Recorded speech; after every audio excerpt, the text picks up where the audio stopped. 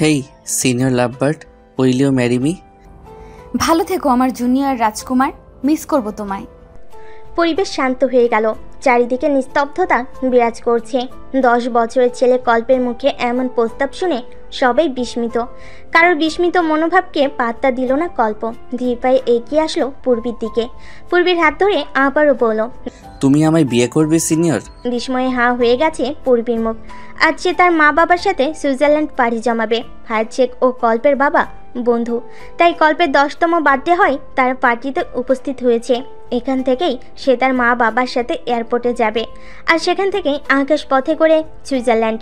কল্পের হাত থেকে পূর্বীর হাত ছাড়িয়ে নিলেন ফায়ার শেখ। হাসি মুখে বললেন, তোমরা আগে বড় হও, তখন যদি একে অপরকে পছন্দ করো তখন না হয় বিয়ে করো, এখন তোমাদের সেই সময় হয়নি। বলে পূর্বীর মাকে ইশারা করলেন। তিনি এগিয়ে এসে পূর্বীকে টেনে নিয়ে যেতে লাগলেন। পিছে থেকে কল্প দৌড়ে পূর্বীর হাত টেনে ধরে, ঠোঁট কামড়ে কান্না আটকে বলে, তুমি আমাকে ছেড়ে যেও না সিনিয়র। আমি তো তোমাকে বিয়ে করতে চাইছি, যাতে তোমাকে কেউ আমার থেকে আলাদা করতে না পারে।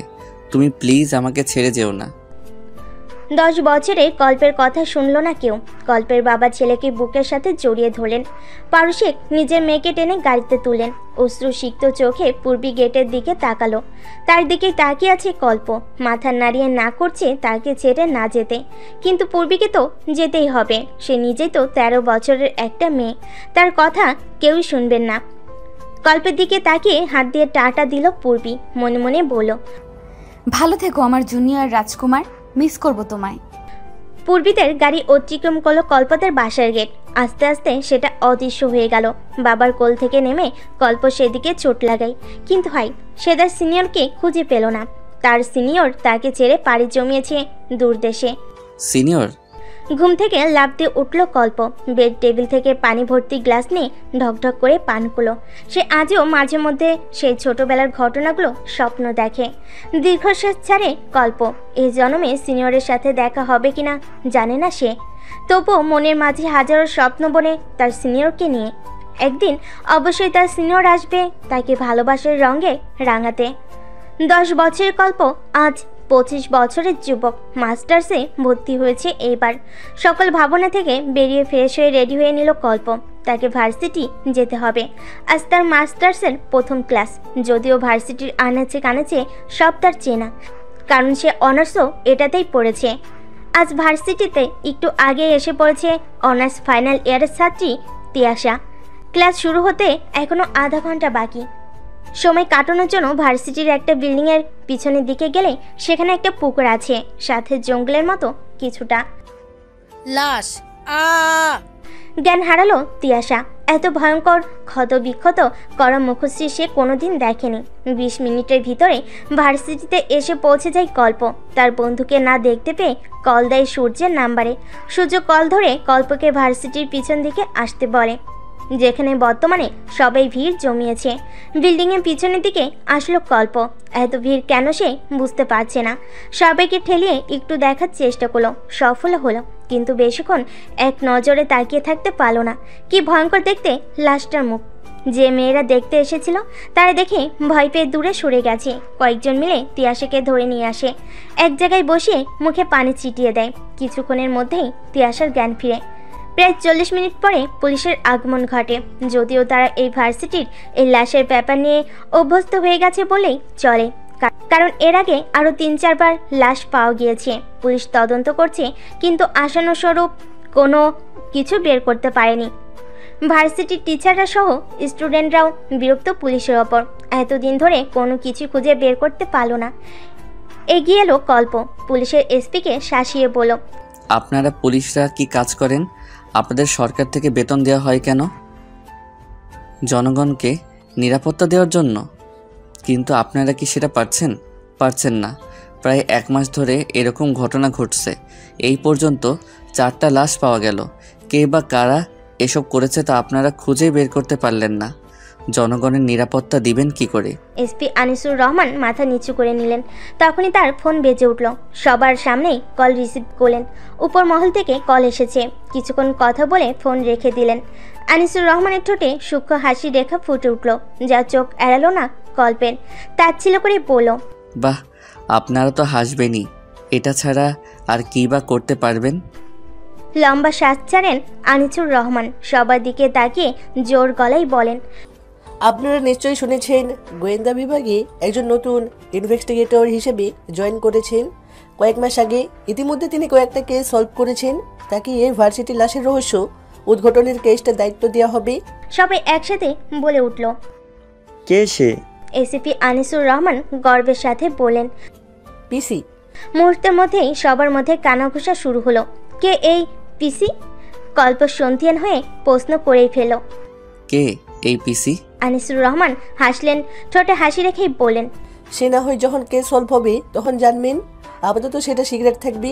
পিসি চান পরিচয় লোকে কেস সলভ করার কাছে নামতে। যখন তিনি কেস সলভ করতে পারবেন তখন তিনি সবার সামনে এসে দাঁড়াবেন। ততদিন তিনি পিসি গোয়েন্দার ইনভেস্টিগেশন পিসি। আরও কিছুক্ষণ পরে লাশ নিয়ে চলে গেলেন পুলিশরা। আস্তে আস্তে ভিড় কমে গেল। সবাই নিজ নিজ ক্লাসের দিকে চলে গেল। সবার মনেই আতঙ্ক। কেউ কেউ ভেবে নিয়েছে এই রহস্যের উদ্ঘাটন না হওয়া পর্যন্ত ভার্সিটিতেই আর আসবে না। এতক্ষণ ভিড়ের মাঝে দাঁড়িয়ে সব দেখছিল এক আগন্তুক, যে এইসব দেখে মনে মনে পৈশাচিক আনন্দ পাচ্ছিল। আড়ালে গিয়ে দাঁড়িয়ে কাউকে কল দিল। ওপাশ থেকে ভেসে এলো, সব ঠিকঠাক? কেউ কিছু ধরতে পারেনি তো? জি বস, সব ঠিকঠাক। কেউ কিছু আন্দাজ করতে পারেনি, আর পারবেও না। আমি আছি না, সব খেয়াল রাখবো। শুধু একটু ওই আর কি। পেয়ে যাবি, তোর অ্যাকাউন্টে টাকা পৌঁছে যাবে। তুই শুধু কাজটা ঠিকঠাক মতো কর। কেউ যেন কখনো কিছু জানতে না পারে। যদি কেউ জানতে পারে তাহলে সেদিনই তোর শেষ দিন হবে, মনে রাখিস। ওপাশ থেকে ফোন কেটে দিল। কান থেকে ফোন নামিয়ে কুরুর হাসলো আগন্তুক। ঠোঁটে কুরুর হাসি বজায় রেখেই বলে ওঠে, সে তো সময় মতো দেখবেন বস। এমনি এমনি কি আর আপনার কথায় এসব করছি? সিংহাসনের স্বপ্ন তো সবাই দেখে, আমার দেখতে দোষ কোথায়? আমিও কখনো সুযোগ পেলে আপনাকে সিংহাসন থেকে নামিয়ে নিজে সেই সিংহাসনে রাজা হব। শীষ বাজাতে বাজাতে চলে গেল আগন্তুক। সেই দিনের পরে 2 দিন কেটে গেছে। এই 2 দিন কোনো লাশ পাওয়া যায়নি। তবে এসিপি আনিসুর রহমান আবার এসেছিলেন। তিনি জানিয়েছেন এখন পর্যন্ত যাদের লাশ পাওয়া গেছে তারা সবাই মাদকাসক্ত ছিল। এদের দেহে প্রচুর পরিমাণে ড্রাগস পাওয়া গেছে। এরা ড্রাগস সেবন করত। আনিসুর রহমানের কথা শুনে সম্পূর্ণ ভার্সিটির ছাত্র ও শিক্ষকদের একটাই প্রশ্ন ছিল, কে এদের ড্রাগস দিত? বিনিময়ে আনিসুর রহমান বলেছিলেন, সেটা জানার জন্য তো আপনাদের আমাদের অপেক্ষা করতে হবে। পিসি খুব শীঘ্রই আসছেন। তিনি আপনারা আমার মাঝেই থাকবেন, সাধারণ মানুষের মতো। আপনারা তাকে চিনতে পারবেন না। রহস্য উদ্ঘাটনের পরে তিনি নিজের আসল পরিচয় প্রকাশ করবেন বলে আনিসুর রহমান চলে গিয়েছিলেন। সকাল 9টার কাছাকাছি সময়। ঘুম থেকে উঠে ফ্রেশ হয়ে ডাইনিং টেবিলে গিয়ে বসলো কল্প। সে নাস্তা করে ভার্সিটিতে যাবে, কিন্তু আশেপাশে তাকিয়ে অবাক হলো কল্প। তার বাবাকে কোথাও দেখতে না পেয়ে ভুরু কুঁচকায়। আজমিন খান মূলত সবসময় কল্পের সাথে নাস্তা করেন, তারপর অফিসে যান। আনিকা খান হয়তো নিজের ছেলের মুখ দেখে বুঝতে পারলেন, এগিয়ে আসলেন কল্পের দিকে, বলেন, তুমি একটু অপেক্ষা করো কল্প। তোমার বাবা ভোর 5টায় এয়ারপোর্টে গিয়েছিলেন তোমার শেখ আঙ্কেল ও আন্টিকে রিসিভ করতে। কিছুক্ষণের মধ্যেই চলে আসবেন। আনিকা খানের কথার মধ্যেই বাসার কলিং বেল বেজে উঠল। তিনি এগিয়ে গিয়ে দরজা খুলে দিলেন। এদিকে কল্প ভেবে চলেছে শেখ আঙ্কেল ও আন্টি আসছেন, তার মানে তার সিনিয়রও এসেছে। চেয়ার থেকে উঠে দাঁড়ালো কল্প। আগ্রহ নিয়ে দরজার বাইরে উকি দিতে লাগলো, কিন্তু কাঙ্ক্ষিত ব্যক্তিটিকে দেখতে পেল না। দরজা দিয়ে ঢুকলেন পারু শেখ ও ফায়াজ শেখ, সাথে আজমিন খান পিছনের ড্রাইভার ব্যাগ নিয়ে। কল্প আবারও উকি দিল, কিন্তু কাউকেই দেখতে পেল না। আনিকা খান হয়তো ছেলের উকি দেওয়ার কারণ বুঝলেন। তিনি কল্পের অনুভূতি সম্পর্কে অবগত। ঠান্ডা শরবত নিয়ে এলেন পারু শেখ ও ফায়াজ শেখের জন্য।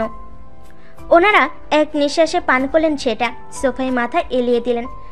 আনিকা খান সুযোগ পেয়ে বলেন, ভাবি পূর্বে আসেনি? দীর্ঘশ্বাস জানেন পারু শেখ।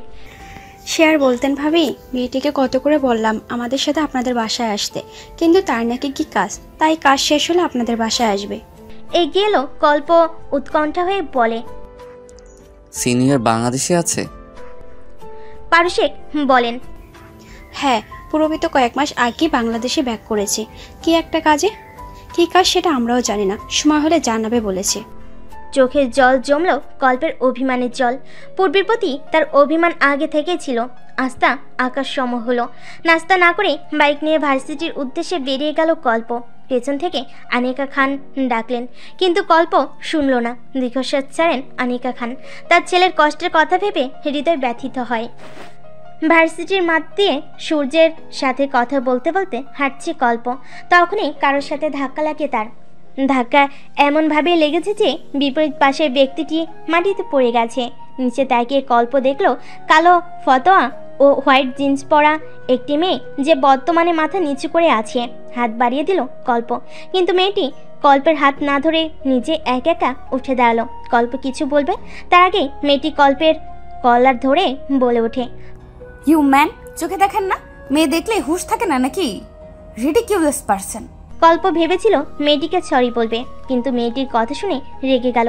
কলার ছাড়িয়ে নিয়ে বলল, সেট আপ মেয়ে, আপনি না জেনে কারোর সম্পর্কে বাজে কথা বলতে পারেন না। আমি আপনাকে ইচ্ছে করে ধাক্কা দিইনি। রিয়েলি? আপনার মতো ছেলেদের চেনা আছে, মেয়ে দেখলেই হুঁশ থাকে না। আমি আরাবিয়ান খান কল্প, এক নারীতে আসক্ত, তাই আমাকে অন্য কারোর সাথে তুলনা করবেন না। আপনি আমাকে সরি বলুন। সরি?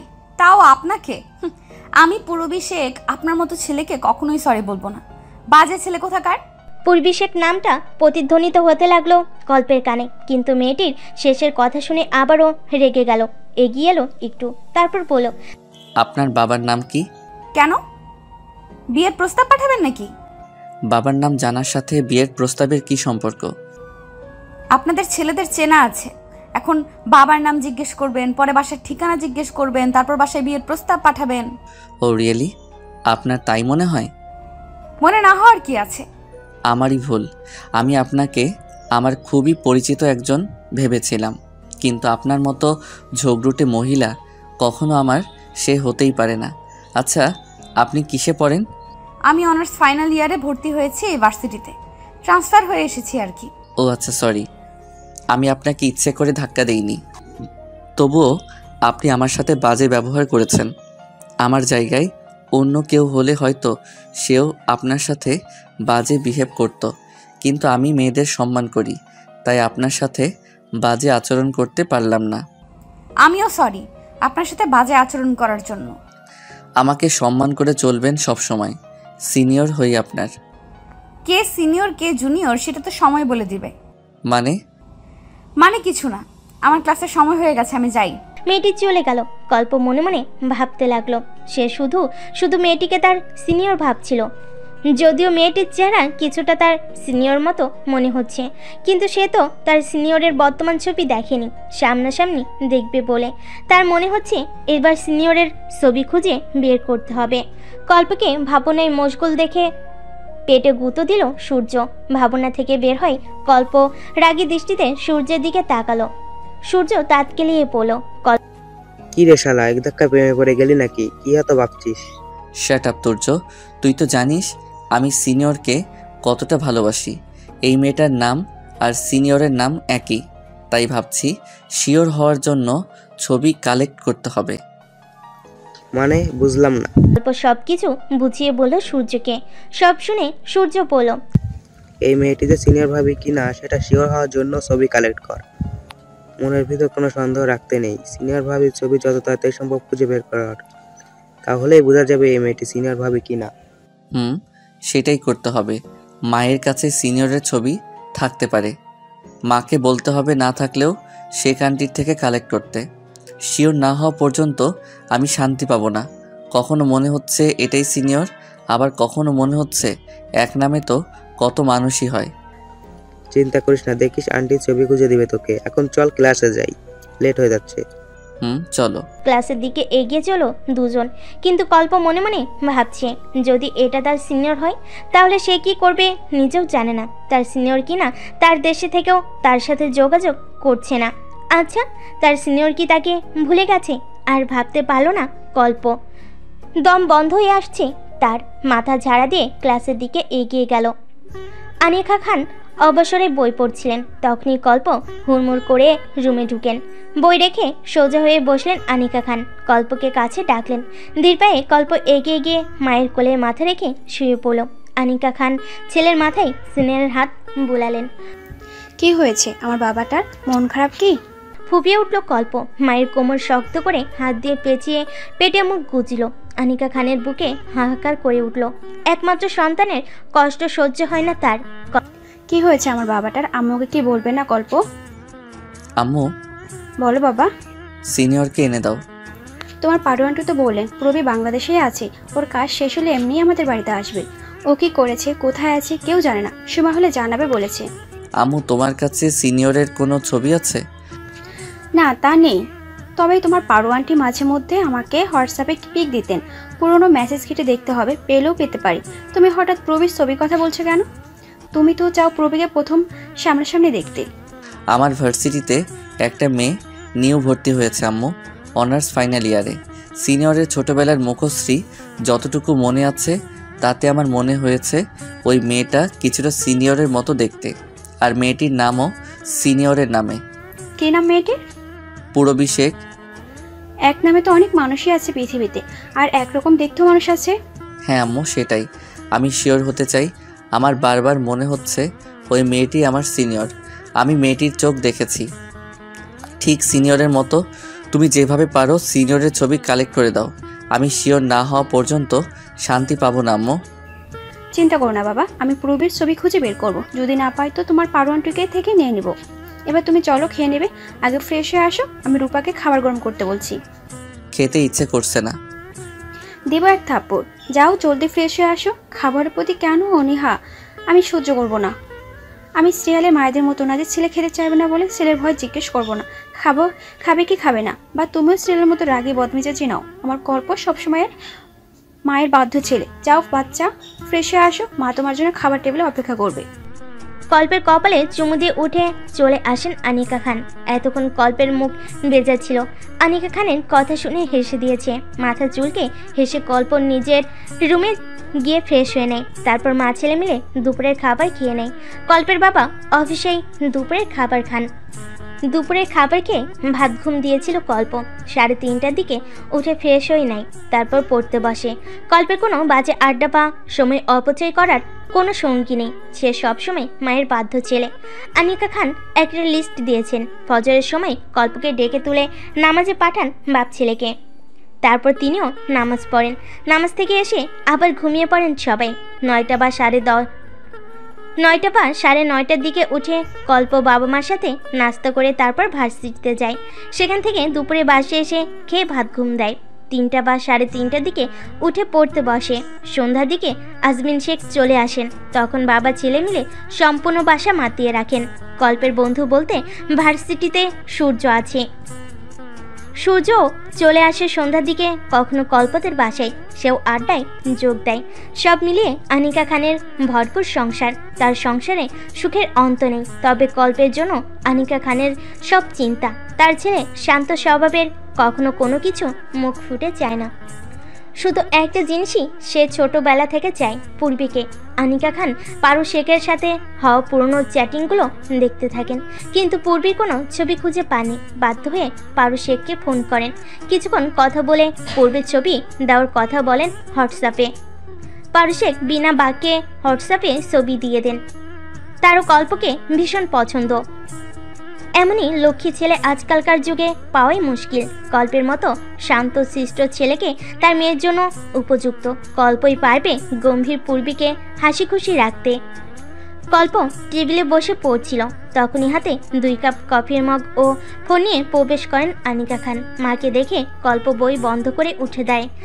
আনিকা খান ছেলের তার প্রতি শ্রদ্ধা দেখে গর্বে হাসেন। মনে মনে ভাবেন তিনি সার্থক এমন ছেলের মা হয়ে। কফির মগ টেবিলে রেখে কল্পকে বসতে বলে তিনিও আরেকটা চেয়ার টেনে বসেন। কফি খেতে খেতে মা ছেলে নানান গল্পে মেতে ওঠেন। কথা বলার ফাঁকেই আনিকা খান নিজের ফোন থেকে গ্যালারিতে গিয়ে পূর্বীর ছবি বের করে কল্পের দিকে বাড়িয়ে দেন। কল্প মায়ের হাত থেকে মোবাইল নিয়ে স্ক্রিনের দিকে তাকালো। মুহূর্তেই তার চোখ জোড়া থমকে গেল। কালো টি শার্ট, তার উপরে সাদা লেডিস শার্ট পরে মা বাবার কাঁধ জড়িয়ে ধরে দাঁড়িয়ে আছে পূর্বী, যা স্ক্রিনে দেখতে পাচ্ছে কল্প। সে ঠিকই ভেবেছিল ভার্সিটির মেয়েটাই তার সিনিয়র। সে চোখের দিকে তাকিয়ে বুঝতে পেরেছিল। আনিকা খান কল্পের গালে হাত রাখলেন। কল্প মায়ের দিকে তাকিয়ে হাসলো। আমি তোমাকে বলেছিলাম না আম্মু, ভার্সিটির মেয়েটাই সিনিয়র। মিলে গেছে আম্মু, ওই আমার সিনিয়র। আর ইউ শিওর কল্প? হ্যাঁ আম্মু, আমি 100% শিওর। কিন্তু ওই মেয়েটাই যে সিনিয়র সেটা তুমি আর আমি শুধু জানবো। কাউকে বুঝতে দিও না। আমি চাই সিনিয়র নিজে এসে আমার কাছে ধরা দিক। তার লুকোচুরি খেলা শেষ হলে সে নিজেই আসবে। ততদিন না হয় আমি তার সাথে তাল মিলিয়ে অভিনয় করে গেলাম।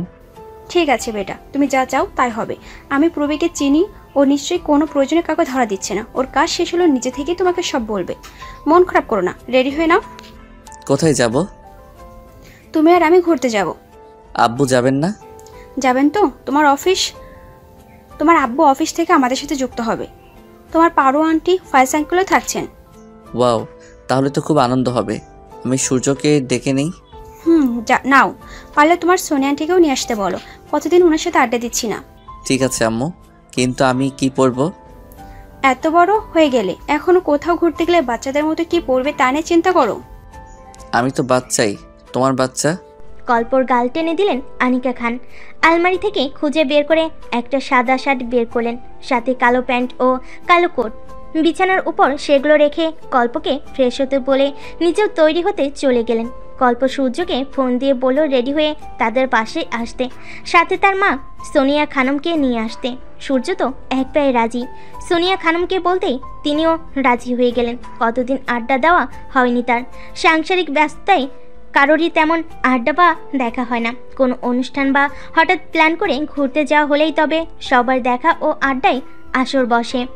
তখন সব কিছু ভুলে, বয়স সংসার সব ভুলে একে অপরের সাথে আড্ডায় মত্ত হন তারা।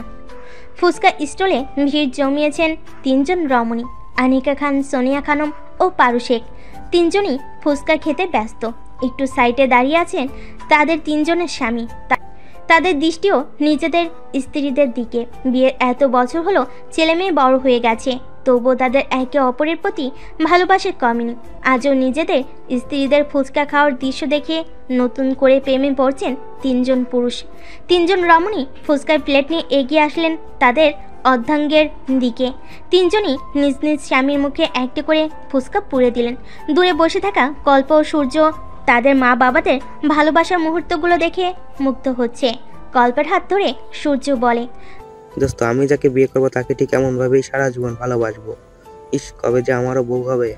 কল্প ভ্যাপা চাকা খায়, হালকা কেশে বলে, সে তো সময় হলে এমনি বউ পেয়ে যাবে। এখন তো আর চিন্তা করলে বউ মিলবে না। আগে তো পড়াশোনা শেষ করি, চাকরি না করি বাবাদের ব্যবসায় তো হাত লাগাতে হবে। তারপর সব আয়ত্তে নিয়ে যখন বুঝতে পারবো নিজের স্ত্রীর দায়িত্ব পালনের সব রকম যোগ্যতা অর্জন করেছি, তখনই বিয়ে করব। গালে হাত রেখে সূর্য বলে, সে তো আমিও, কিন্তু তোর তো ঠিক করা আছে, তোর সিনিয়র আছে, আমার তো কেউ নেই। ইস, না জানি আমার ভবিষ্যৎ বউ কোন বেটার সাথে টাঙ্কি মারতেছে। বলে কাঁদো কাঁদো মুখ করল সূর্য। সূর্যের কথা শুনে কল্প হাসি আটকাতে পারল না। শব্দ করে হেসে হাসি থামানোর জন্য মুখ চেপে ধরে। সূর্য কটমট করে তাকিয়ে বলে, তুই তো হাসবি, তোরই তো দিন। তোর তো সিনিয়র ভাবিকে নিয়ে কোনো চিন্তাই নেই, তাকে তুই পেয়ে যাবি। সব চিন্তা আমার। আমার সিনিয়র বউ না জানি কোথায় আছে। ভুরুকুচকে কল্প বলে। সিনিয়র বউ? হালকা কেশে সূর্য বলে, দেখ, তুই তো সিনিয়র বিয়ে করবি, তাই আমিও ভেবে রেখেছি। কি ভেবে রেখেছিস? আমিও তোর মতো সিনিয়র বিয়ে করব। আমারও একটা সিনিয়র লাভ বাট হবে। আর তাছাড়া তুই আর আমি তো সবসময় সেম থাকি। বিয়ে করলেও সেম করব, মানে বউ সেম না, সিনিয়র হবে আর কি। বলে দাঁত কেলালো সূর্য। তুই যদি সিনিয়র বউ না পাস তো কি করবি? না পেলে তোর সিনিয়রকে তুলে নিয়ে বিয়ে করে নেব। কটমট করে তাকিয়ে আছে কল্প। সূর্য দাঁত কেলিয়ে তাকিয়ে আছে। আরে ইয়ার, রাগ করছিস কেন? আমি তো মজা করেছি। এরকম মজা কখনো করবি না। আমার সিনিয়র শুধুমাত্র আমার, আর কারো না। কেউ ভাগ বসাতে আসলে খুন করে ফেলবো। ক্ষমা করে দে মেরি বাপ, আর তোর সাথে সিনিয়র ভাবিকে নিয়ে মজা করব না। বাপ? আমি তোর বাপ? আচ্ছা, তাহলে আজ থেকে আমার সিনিয়রকে মা বলে রাখবি, আর আমার মা বাবাকে দাদা দাদি, আম্মু আব্বু খুশি হবে।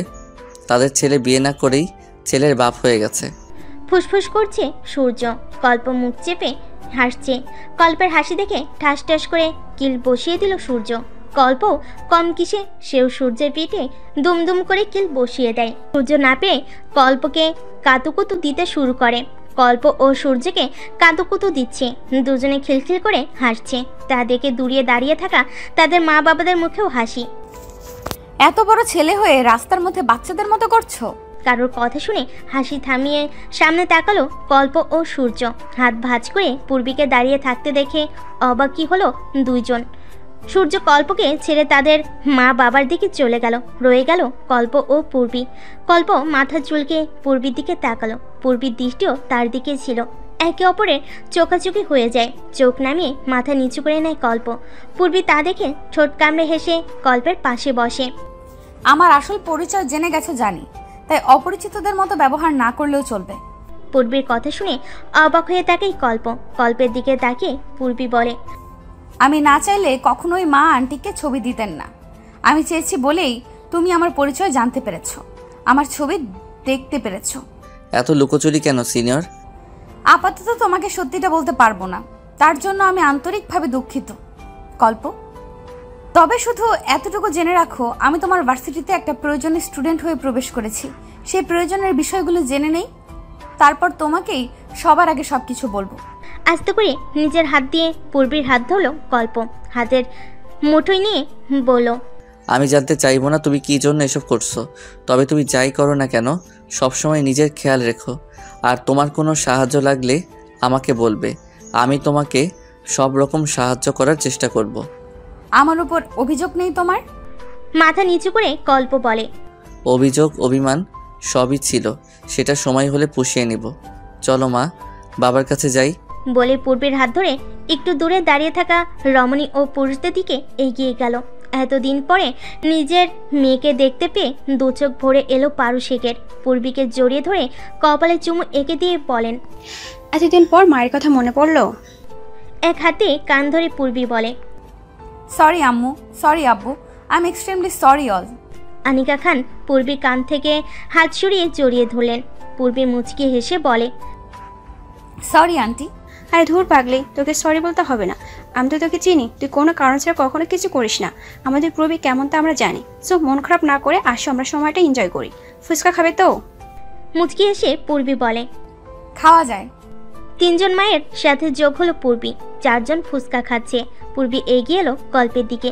প্লেট থেকে ফুচকা নিয়ে কল্পের মুখের সামনে ধরলো। কল্প মুচকি হেসে হাঁ করলো। পূর্বী কল্পের মুখে ফুচকা দিয়ে আজমিন খানের সামনে গিয়ে দাঁড়ালো। প্লেট থেকে ফুচকা তুলে তার মুখের সামনে ধরলো। আজমিন খান পূর্বীর মাথায় হাত বুলিয়ে হাঁ করেন। পূর্বী আজমিন খানকে ফুচকা খাইয়ে দিয়ে সৌরভ আহমেদ এর সামনে গিয়ে দাঁড়ালো। প্লেট থেকে ফুচকা তুলে তার মুখের সামনে ধরলো। সৌরভ আহমেদ মুচকি হেসে হাঁ করে ফুচকা মুখে নিলেন।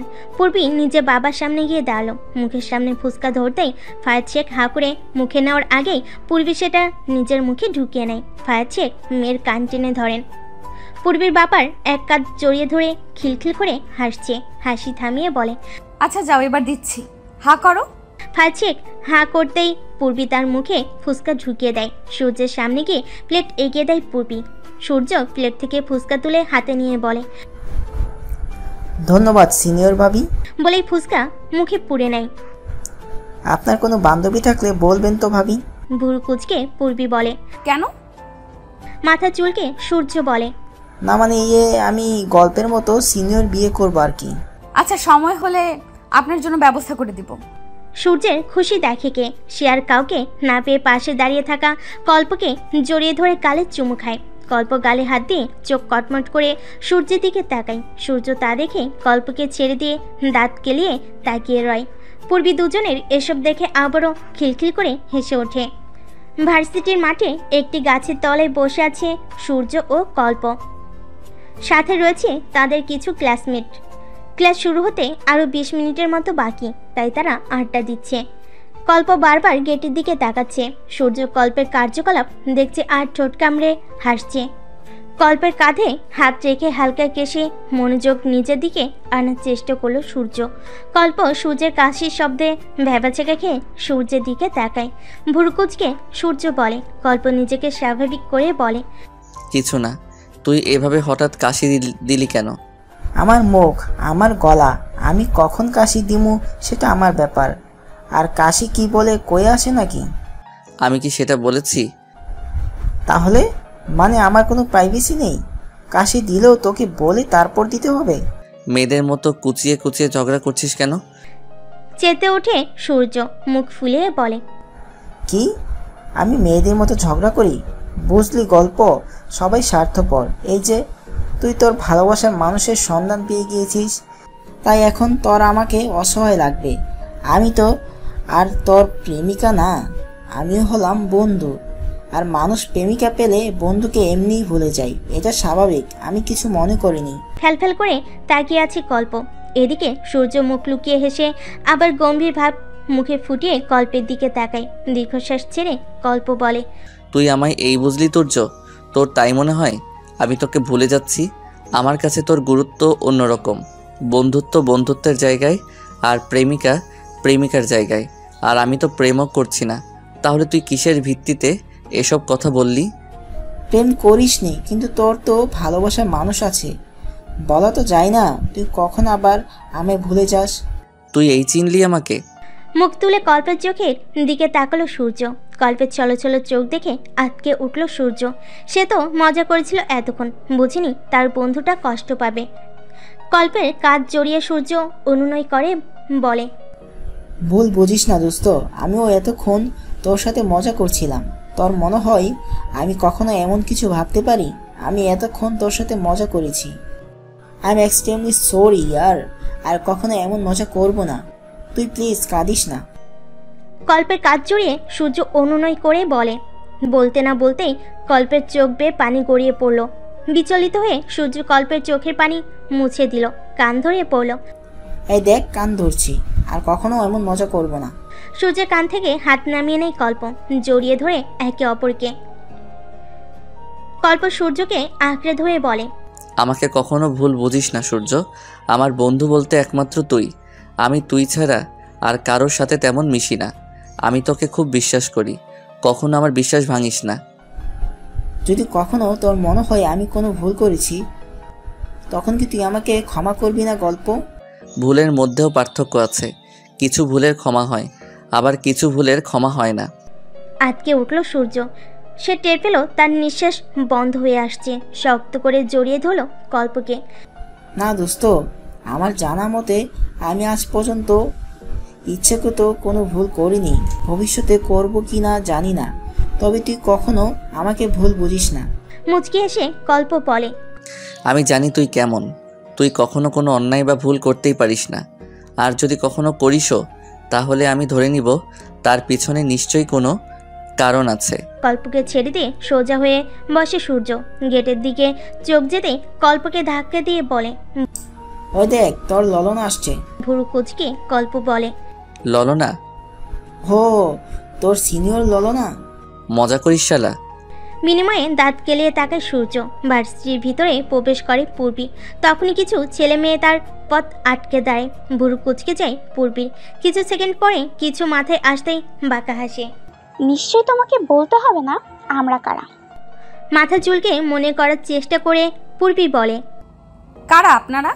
ছেলে মেয়েদের মাঝ থেকে একটি মেয়ে বলে, এই ভার্সিটিতে নতুন, তা তোমাদের দেখেই বুঝছি আমরা তোমাদের সিনিয়র। হাত নাড়িয়ে পূর্বী বলল। তো তাদের মধ্যে থাকা একটি ছেলে বলে, তো কি তুমি নিশ্চয়ই জানো সিনিয়রদের কথা শুনতে হয়? হ্যাঁ, সেটা জানি, তবে সব কথা গিয়ে আর শোনা বা মেনে নেওয়া যায়? আমার সাধ্যের ভেতরে সব মেনে নিব। তখনই একটি ছেলে এসে দাঁড়ায়। বাকি ছেলে মেয়েগুলো তাকে দেখে ছেলেটিকে কানে কানে কিছু বলে। ছেলেটি এগিয়ে এসে পূর্বীর কাছাকাছি দাঁড়ায়। পূর্বীর অস্বস্তি বোধ করে পিছিয়ে যায়। ছেলেটি হাত বাড়িয়ে দিয়ে বলে, হাই, আমি রূপক রায়হান, তোমার সিনিয়র। হাত না মিলিয়ে ভুরু কুচকে পূর্বী বলে। তো অপমান বোধ করে রূপক। আরও এক পা এগিয়ে আসে পূর্বীর দিকে। তুমি কি জানো আজ পর্যন্ত কোনো জুনিয়রের সাহস হয়নি আমার সাথে বিয়াদবি করার?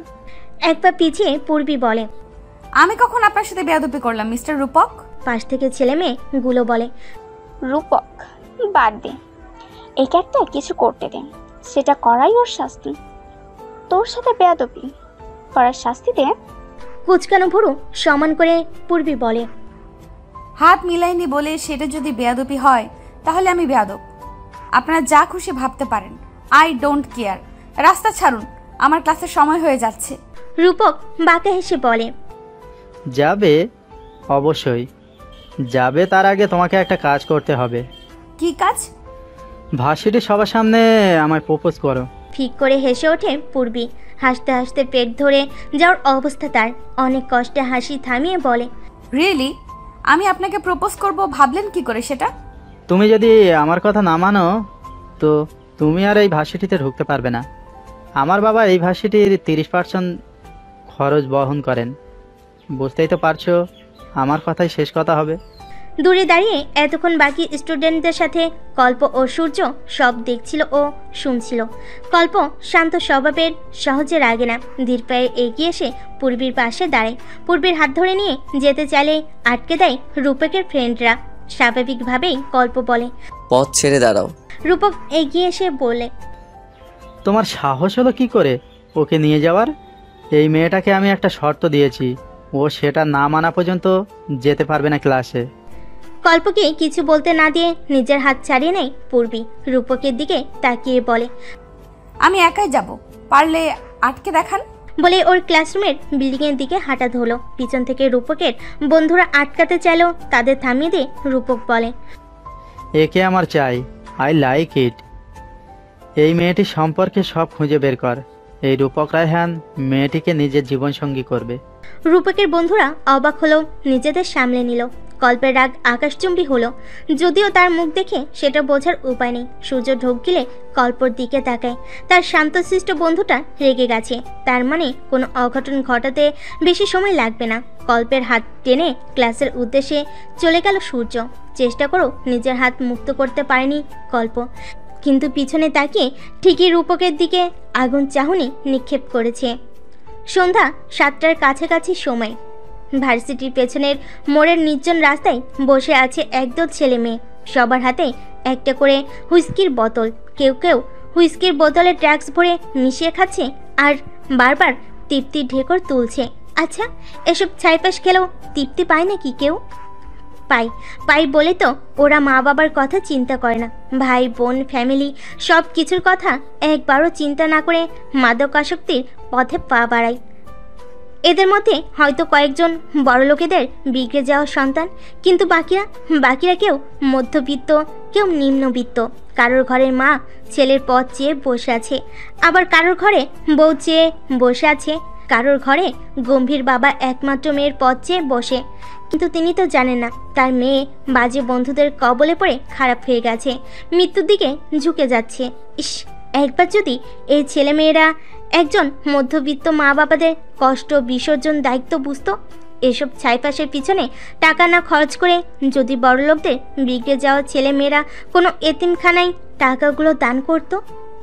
ড্রাগস মিশানো হুইস্কির বোতল মুখের মধ্যে ঢুকিয়ে ঢকঢক করে সেটা পান করলো রাইসুর। কিছু মুহূর্তের মধ্যেই সে ঢলে পড়লো পাশে বসা মেয়েটির শরীরে। বিরক্ত হয়ে পাশে মেয়েটি বিশ্রী এক গালি দিয়ে রাইসুরকে ধাক্কা দিয়ে সরিয়ে দিল। ছিটকে গিয়ে রাইসুরের মাথা রাস্তায় পড়ে রক্তাক্ত হলো একটু। তা দেখে নেশা করতে থাকা বাকি ছেলে মেয়েগুলো বিশ্রীভাবে হেসে উঠল, যা নিস্তব্ধ রাস্তায় ঝংকার তুলল। নেশায় মত্ত থাকার রাইসুর নিজের আঘাত পাওয়াটা বুঝতে পারলো, সেটা পাত্তা দিল না। সে তো নেশার নৌকায় ভেসে ঘুমের দেশে পাড়ি জমিয়েছে। ভার্সিটির রাস্তার মোড়ের দিক থেকে কিছুটা দূরে গাড়ি থামলো গোয়েন্দা ইনভেস্টিগেটরদের গাড়ি। সেটা থেকে নেমে এলেন পিসি সহ তার টিমের অফিসাররা। খবরটা সঠিক তো নিয়াজ? পিসির প্রশ্নের প্রত্যুত্তরে মাথা নাড়াই নিয়াজ। ভার্সিটির চারিদিকে খেয়াল রাখার জন্য যাদের দায়িত্ব দিয়েছিল তাই নিয়াজকে এই খবরটা দিয়েছে। ভার্সিটির মোড়ের সামনেই কয়েকজন ছেলে মেয়ে নেশা করছে, তা তাড়াতাড়ি পিসিকে জানায় সে। Follow me, let's go. পিসির পিছে বাকি অফিসাররা যেতে থাকে। নেশায় মত থাকা ছেলে মেয়েগুলো একবার টেরই পেল না তাদের জন্য কি অপেক্ষা করছে। রাইসুরদের সবাইকে ঘিরে ধরলো পিসির টিম। যদিও সবাই পালানোর চেষ্টা করেছিল, কিন্তু সেই উপায় পায়নি। পিসির ইশারায় সবাইকে গাড়ির দিকে নিয়ে যাওয়া হলো। ঘুমের দেশে পাড়ি জমানো রাইসুর এখনো ঘুমিয়ে আছে। নিয়াজকে ইশারা করলো পিসি। নিয়াজ রাইসুরকে টেনে তুলে দাঁড় করে। পিসি এক বোতল ঠান্ডা পানি ছুঁড়ে মারে রাইসুরের সমস্ত মুখে, ছিটকে গিয়ে সম্পূর্ণ শরীরে পানি গড়ায়। ম্যাম, ওর তো মাথার পেছন থেকে রক্ত বের হচ্ছে, আঘাত পেয়েছে মনে হয়। হাসপাতালে নিয়ে যাও, একটু সুস্থ বোধ করলে টানতে টানতে নিয়ে আসবে। আমি এদের সবাইকে 24 ঘন্টার মধ্যে গোয়েন্দা অফিস নয়, আমাদের নতুন গোপন আস্তানায় দেখতে চাই। গড়গড় করে চলে গেলেন পিসি। নিয়াজ তার কথা মতো বাকি সবাইকে নিয়ে যেতে বলে সে রাইসুলকে নিয়ে হাসপাতালের উদ্দেশ্যে প্রস্থান করে। পরের টেবিলে বসে পড়তে ব্যস্ত কল্প। আনিকা খান এক মগ কফি নিয়ে ছেলের রুমে ঢুকেন কোনো শব্দ ছাড়া। কল্প তার মায়ের উপস্থিতি বুঝতে পারেনি। আলগোছে আনিকা খান কল্পের মাথায় হাত বুলিয়ে দেন। কল্প মাথা তুলে মায়ের দিকে তাকিয়ে উঠে দাঁড়ায়। পাশের চেয়ারে বসেন আনিকা খান। কল্পের দিকে কফির মগ এগিয়ে দিয়ে আবারও কল্পের মাথায় কিছু সময় হাত বুলান। কল্পের কফি খাওয়া শেষ হতে খালি মগ নিয়ে কল্পের রুম থেকে প্রস্থান করেন। আলসেমি ঝেড়ে কল্প আবারও পড়ায় মন দেয়। তখনই তার ফোন বিকট শব্দ করে বেজে ওঠে। ভোর কুচকে কল্প ফোন রিসিভ করে। ওপাশ থেকে সূর্য দাঁত কেলিয়ে বলে, কিরে সিনিয়র ভাবির হবু জামাই, কি করিস? তোর আর কোনো কাজ নেই না? শুধু আমাকে বিরক্ত করিস। পড়াশোনা নেই তোর? আরে ইয়ার, পড়ছিলামই তো, একটু বোরিং ফিল হলো, তাই ভাবলাম তোর সাথে কথা বলে তারপর আবার পড়বো। কিন্তু তুই তো তোর সিনিয়রকে নিয়েই ব্যস্ত, আমার সাথে কথা বলার কি আর তোর টাইম আছে? একদম বাজে কথা বলবি না। আমি পড়ছিলাম, তোর মতো আজাইরা আমি না। প্রেম করে সময় নষ্ট করব না কখনো। এখন আমাদের পড়াশোনা করার সময়। মাঝে মধ্যে হয়তো সিনিয়রের সাথে কথা হবে, কিন্তু সেটা প্রেমিক প্রেমিকা হিসেবে না। আমি বা সিনিয়র কখনো হারাম কিছুতে জড়াবো না। আমি পড়াশোনা শেষ করে বাবার বিজনেস দেখব, কিছুটা আয়ত্ত নিয়ে তারপর সিনিয়রকে ডাইরেক্ট বিয়ের প্রস্তাব দিব। আমি চাই সব কিছু হালাল হোক। চারিদিকে শুধু বিচ্ছেদ আর বিচ্ছেদ। যারা প্রেম করে বিয়ে করে তাদের বিচ্ছেদের সংখ্যা বেশি। কেন বলো তো? ভাবুক হয়ে প্রশ্ন করে সূর্য। কেন? কারণ রিলেশন হারাম জিনিস, আর যে সম্পর্কটা হারাম দিয়ে শুরু সেটা টিকে থাকার চান্স থাকবে কিভাবে বল? রাইট। সেটাই। তোর মাথা থেকে গোবর বের কর, পড়াশোনায় মন দে। ওপাশ থেকে খেপে যায় সূর্য। তেতে উঠে বলে, আমার মাথায় গোবরে ভরা। সহজ স্বীকারোক্তি কল্পের। হ্যাঁ, তোর মাথায় গোবরে ভরা। চেঁচিয়ে সূর্য বলে, তোর মাথায় গোবরে ভরা, তোর সিনিয়র মাথার গোবরে ভরা শালা। চুপ, যা পড়তে বস। পরীক্ষায় ভালো রেজাল্ট না করলে তোরে কিন্তু সিনিয়র বউ খুঁজে দিব না। তুই দিবি কি? আমি তো সিনিয়র ভাবিকে বলেছি, সে খুঁজে দিবে। আচ্ছা, দেখা যাবে, দেখিনিস। বলে কল কেটে দিল সূর্য। কল্প দীর্ঘশ্বাস ছাড়ে। মোবাইল রাখতে গিয়েও রাখে না। সেদিন পূর্বীর নাম্বার মোবাইলে সেভ করেছিল। মনের ইচ্ছাকে প্রাধান্য দিয়ে পূর্বীর নাম্বারে ফোন দেয়। ডিভাইনে বসে ল্যাপটপে কিছু কাজ করছিল পূর্বী। তখনই তার ফোন বেজে ওঠে। স্ক্রিনে জুনিয়র রাজকুমার নামটি দেখে মুচকি হেসে রিসিভ করে কানে ধরে। ভালো আছে কিনা, কি করছে, এগুলোই তাদের কথোপকথন ছিল। ফোন রেখে দিয়ে পূর্বী আবার নিজের কাজ করতে ব্যস্ত হয়ে যায়। কল্পও পড়ার মধ্যে ডুবে যায়। রাতে ডিনার শেষে কল্পের মা ড্রয়িং রুমে ল্যাপটপে ভিডিও কলে কথা বলছিল পারু শেখের সাথে। এক পর্যায়ে পারু শেখ কল্প ও পূর্বীর এঙ্গেজমেন্ট করে রাখার কথা বলেন। আনিকা খান আজমিন শেখকে ডাকেন। ও পাশে ফায়াজ শেখও যুক্ত হন। চারজন কথোপকথন ও আলাপ আলোচনা করে ঠিক করেন 1 সপ্তাহের মধ্যে কল্প ও পূর্বীর এঙ্গেজমেন্ট করবেন। সব কিছু শেষে শুক্রবার ঠিক করেন শুক্রবারই এঙ্গেজমেন্ট পার্টি হবে। এই বিষয়ে কল্প ও পূর্বীর মতামত নেওয়ার জন্য আনিকা খান কল্পকে ডাক দেন। কল্প মায়ের এক ডাকে এসে সোফায় বসে। পারু শেখ পূর্বীকে ফোন করে ভিডিও কলে যুক্ত হতে বলেন। পূর্বীও যুক্ত হয়। মা বাবার সিদ্ধান্ত শুনে কল্প মাথা নাড়ায়। সে সায় দেয়। পূর্বীর দিকে তাকিয়ে আছে সবাই। এখন পূর্বী মতামত দিলেই এঙ্গেজমেন্টের আয়োজন করা হবে। টেনশনে কল্পের হাত পা ঠান্ডা হয়ে যাওয়ার অবস্থা। এই পূর্বী মতামত জানাচ্ছে না কেন? তখন থেকে সবার দিকে তাকিয়ে কি যেন ভেবে চলেছে। অবশেষে কল্পের কানে ভেসে আসে সেই কাঙ্ক্ষিত উত্তর, আমি রাজি। পূর্বীর সম্মতি শুনে সবাই আলহামদুলিল্লাহ বলে। রাইসুর সহ বাকি ছেলে মেয়েদের রিমান্ডে নেওয়া হয়েছে। রাহিলা বেগম রাইসুরের জন্মদাত্রী মা। তিনি গোয়েন্দা অফিসের গেটের সামনে চিৎকার করে বিলাপ করছেন। রাইসু তার একমাত্র ছেলে। এত আদরের ছেলের এমন অবস্থা তিনি সহ্য করতে পারছেন না। 2 দিন আগে যে ছেলে মায়ের কাছ থেকে তার গহনা বিক্রি করে নেশাদ্রব্য পান করেছে, সেই ছেলের জন্য এক গরিব মায়ের এত হাহাকার এরই নাম বুঝি মা। সন্তান হাজার অবহেলা, অনাদর, অত্যাচার করলেও বিপদের দিনে সবার আগে মায়েরাই এগিয়ে আসে। কোথায় গেল আজ টাকা উড়ানো বন্ধুরা? দারোয়ান না পেরে অফিসের ভিতর খবর পাঠান। গুরুত্বপূর্ণ মিটিংয়ে সবাই ব্যস্ত ছিল। কিছুক্ষণের মধ্যেই পিসি সহ কিছু অফিসার অফিস থেকে বেরিয়ে গেটের সামনে এসে দাঁড়ায়। রাহেলা বেগম দৌড়ে এসে তাদের সামনে হুড়মুড়িয়ে পড়েন। রাহেলা বেগমের হাত পিসি পায়ে লাগার আগে সে সরে যায়, তবুও থামলেন না রাহেলা। পিসির দুহাত টেনে ধরে বলতে লাগলেন। পিসির ডাকে জেসি সামনে এসে দাঁড়িয়ে বলে, মাগো, তুমিও তো একটা মেয়ে, তুমিও কখনো কোনো সন্তানের মা হবে। আমার মানিকরে আমার বুকে ফিরাইয়া দাও মা। ও মা, আমি তোমার পায়ে পড়ি মা, আমার রাইসুরে ক্ষমা করো মা। আমি কথা দিচ্ছি, ওরে নিয়ে অনেক দূরে চলে যাবো। ওরে ভালো হওয়ার একটা সুযোগ দাও মা। আমার রাইসুর আগে এমন ছিল না মা, খারাপ বন্ধুদের সাথে মিশিয়ে এমন হয়েছে যে সন্তানের জন্য গর্বে এক সময় আমার বুক ফুলে যেত, আজ সেই সন্তানের জন্য লোকে আমাকে থুতু দেয়। মাগো, তোমার দুটা পায়ে পড়ি, আমার রাইসুকে ছাইড়া দেও মা। পিসি জেসি। জি ম্যাম।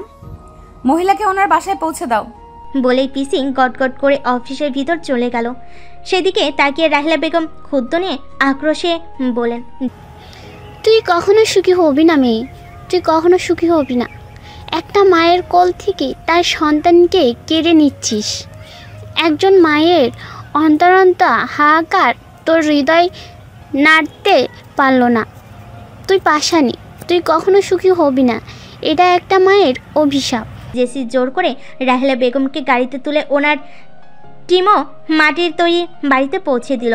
সাথে কিছু খাবারও দিয়ে এসেছে। অবশ্য এটা পিসির অর্ডার ছিল। ইস, রাহেলা বেগম যদি একবার জানতে পারতেন সবার সামনে পাশানি মেয়েটা গোপনে ওনার দেখাশোনা করে যাচ্ছে, তখন কি এমনভাবেই অভিশাপ দিতেন?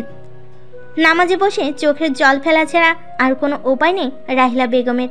নামাজে বসে আল্লাহর কাছে একমাত্র মুখের মানিককে সহি সালামতভাবে ফিরে পাওয়ার জন্য দোয়া করছেন। গোয়েন্দা অফিসের সামনে বড় লোকের মা বাবারাও ভিড় জমিয়েছেন। পুলিশ তাদের আটকে তাড়া দিয়েছে। যা হবার, যা দেখার সব আদালতে হবে। আপাতত পিসির কথাই সব হবে।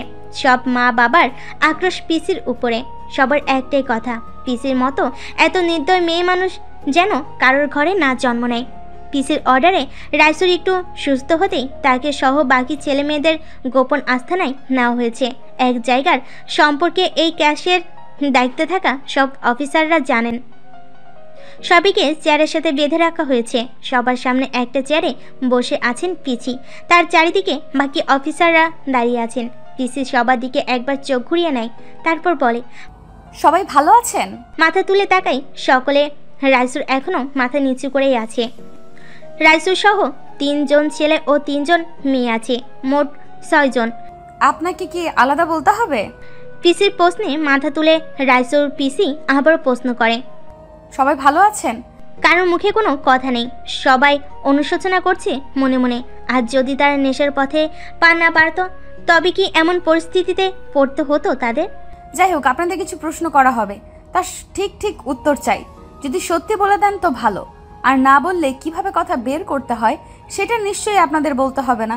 সাধারণ মানুষ থেকে শুরু করে সবাই বোঝে আইনের লোকেরা কিভাবে কথা বের করে। তো আমার প্রথম প্রশ্ন, আপনাদের এখানে মোট 6 জন আছেন। 6 জনের মধ্যে কে প্রথম নেশা সেবন করেছেন? 6 জন একে অপরের দিকে তাকালো। সবার নজর মাথা নিচু করে রাখা রাসেলের দিকে। পিসি তার দিকে তাকিয়ে প্রশ্ন করেন, আপনি নেশাদ্রব্য কোথায় পেয়েছিলেন? যদি কিনেও থাকেন তবে কোথা থেকে কিনেছেন? রাসেল মাথা উঁচু করেই বলল, কিনিনি, আমাকে দিয়েছে। কে দিয়েছে? শুকনো ঢোক গিলে রাসেল বলে, নাম জানি না, সে মুখে কালো মুখোশ পরে আসতো, কখনো নাম জিজ্ঞেস করা হয়নি। চিনেন না, জানেন না, কেউ আপনাকে কিছু দিল আর আপনি অমনি সেটা সেবন করলেন?